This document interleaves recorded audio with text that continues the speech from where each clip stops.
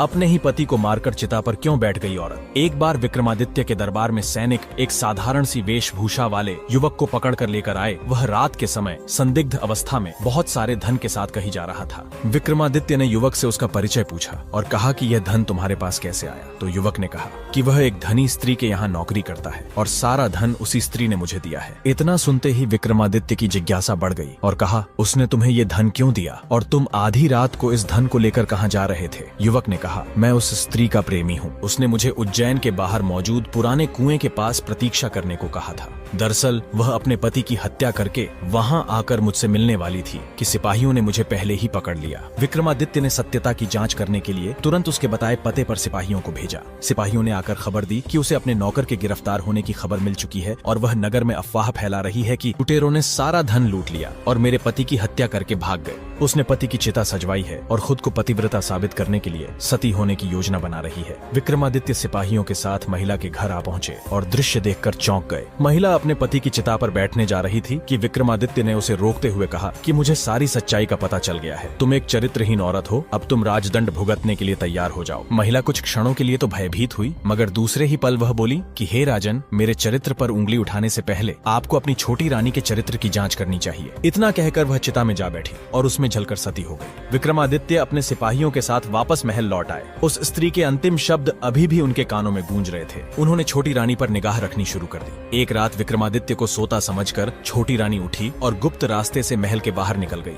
तभी विक्रमादित्य नींद से उठे और दबे पांव रानी का पीछा करने लगे। थोड़ी दूरी तय करने के पश्चात वह एक साधु की कुटिया में गई। तभी साधु आया और वह भी कुटिया में चला गया। विक्रमादित्य ने कुटिया में जो देखा वह उनके लिए असहनीय था। रानी को साधु के साथ संबंध बनाते देख विक्रमादित्य की रूह कांप उठी। विक्रमादित्य ने सोचा कि छोटी रानी को वे इतना प्यार करते हैं, फिर भी वह विश्वासघात कर रही है। उनके प्रचंड क्रोध की सीमा न रही। रक्त वर्णित आंखें लिए विक्रमादित्य कुटिया में जा घुसे और उस साधु तथा छोटी रानी को मौत के घाट उतार दिया। जब वह महल लौटे तो उनकी मानसिक शांति भंग हो चुकी थी। वे हमेशा बेचैन रहने लगे। सांसारिक सुखों से उनका मन उठ गया तथा मन में वैराग्य की भावना ने जन्म ले लिया। उन्हें लगता था कि उनके धर्म कर्म में जरूर कोई कमी थी, जिसके कारण भगवान ने उनके साथ ऐसा किया। यही सब सोचकर विक्रमादित्य ने राजपाट का भार अपने मंत्रियों को सौंप दिया और खुद समुद्र तट पर तपस्या हेतु निकल पड़े। समुद्र तट पर पहुंचकर उन्होंने एक पैर पर खड़े होकर समुद्र देव का आह्वान किया। उनकी साधना से प्रसन्न होकर समुद्र देव ने उन्हें दर्शन दिए। विक्रमादित्य ने कहा, हे प्रभु, मैं यहाँ अखंड साधना करना चाहता हूँ। आप मुझे निर्विघ्न साधना पूरी करने का आशीर्वाद दीजिए। समुद्र देव ने उन्हें एक शंख देते हुए कहा कि जब भी कोई दैवीय विपत्ति आएगी, इस शंख की ध्वनि से दूर हो जाएगी। विक्रमादित्य ने उन्हें धन्यवाद दिया और समुद्र तट पर एक कुटिया का निर्माण कर साधना करने लगे। विक्रमादित्य ने लंबे समय तक इतनी घोर तपस्या की जिसे देख देवलोक में हड़कंप